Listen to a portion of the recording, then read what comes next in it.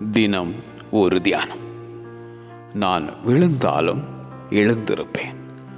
மீகா தீர்க்கதரிசியின் புஸ்தகம் அதிகாரம் 7 வசனம் 8. Though I have fallen, I will rise. எழும்பு எழும்பு சீயோனே, உன் வல்லமையை தரித்துக்கொள். தூசியை உதறிவிட்டு எழுந்திரு. எழும்பி பிரகாசி, உன் ஒளி வந்தது என உரைக்கும் ஏசாயா தீர்க்கதரிசி.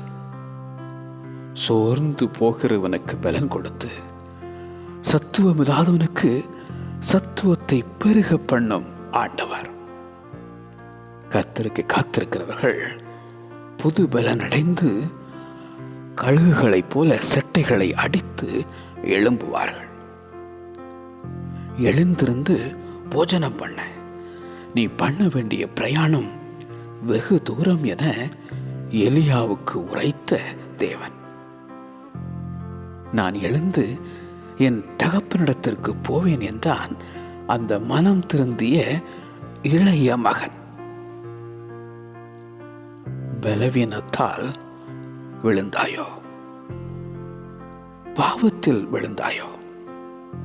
எழுந்திரு, எல்லாம் ஜெயமாகிடும். நான் விழுந்தாலும் எழுந்திருப்பேன். நான் விழுந்தாலும் எழுந்திருப்பேன். ஆமென்.